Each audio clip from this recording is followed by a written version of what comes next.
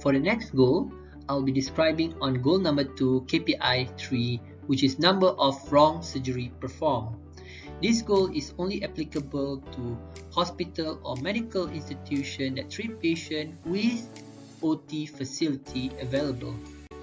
The prerequisite of implementation of goal number 2 is to make sure you have relevant guidelines and form on the implementation of Safe Surgery, Safe Life (SSSL) in your facility, and you need to implement and conduct promotion, awareness, training, orientation, and monitoring program for SSSL. The type of wrong surgery that are included in the monitoring of KPI number 3 is wrong patient, wrong site, wrong procedure, which is mistakenly doing different procedure than what's intended, is either doing more than what's consented or less than what's consented, or wrong implant. The inclusion criteria for KPI number 3: all surgery or procedure involving general, regional, and/or local anesthesia, sedation, performed in the operation theatre. So all the cases are in the operation theatre. The exclusion is procedure or surgeries performed outside the operation theatre.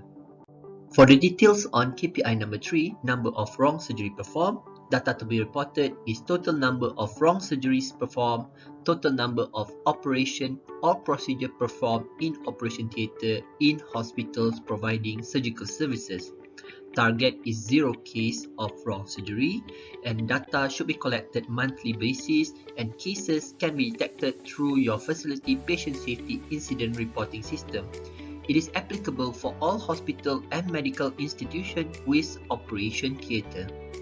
This is an example of how you fill in the data of KPI 3 in Mpsg 2.0 form. As you can see, each month the number of wrong surgery is being filled into the relevant cell, and at the end of the year you need to sum up all the cases or the number of incidents, and that's the total that you need to submit to e-goals patient safety.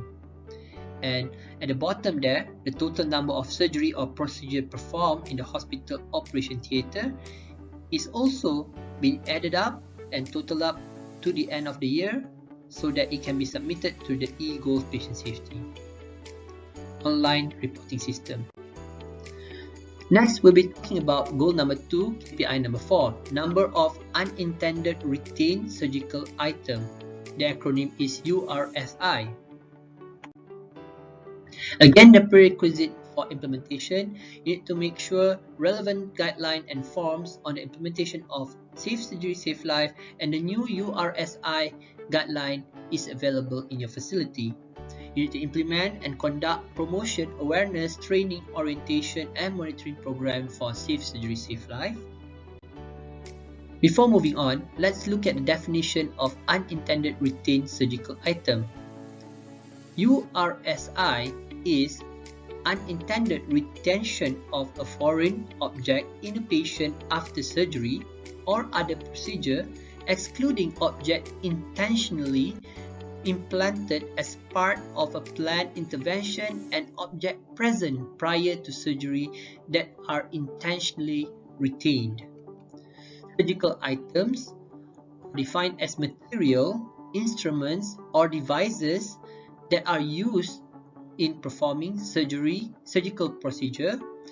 The item can be further classified as soft goods, sharps or needle, instruments, small miscellaneous items such as vessel loop or bulldog clamp, devices such as guide wire or catheter, inadvertently left in the body, unretrieved broken devices, or unidentified fragments.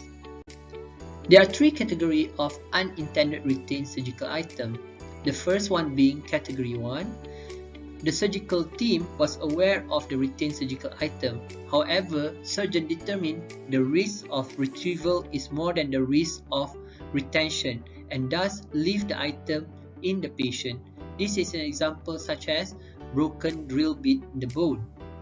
For category number 2, The surgical team was aware of the count discrepancy or broken surgical item but unable to locate even after thorough search according to SOP. For category number 3, the surgical team was not aware at all of the retained surgical item at the end of the surgery, and the RSI was discovered after the patient present with symptoms or accidentally detected.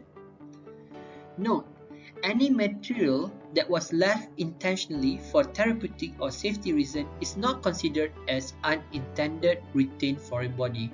For the data collection of category 1, 2, and 3, category 2 and 3, the cases can be detected through your facility patient safety incident reporting system, whereas category 1, cases can be detected to any form of reporting by the OT manager or the surgical team. It is not necessarily requiring incident report for category 1. The inclusion criteria for KPI 4 is all surgery or procedure involving general, regional, and/or local anesthesia sedation performed in the operation theatre, and the exclusion procedure or surgery performed outside the operating theatre. This is the same for KPI number 3. The details of KPI 4 is as follows. The data to be reported is the total number of unintended retained surgical item, category 1 to 3, and the total number of operation or procedure performed in the operation theatre in the hospital providing surgical services. The target is 0 cases of category 2 and 3 of unintended retained surgical item, and the data collection is monthly basis. This is an example of how you fill in Mpsg 2.0 form for KPI number 4. Again, the numbers is filled in according to the month, and at the end of the year, you need to sum up the number. And the numbers that are involved in the target is for category 2 and 3.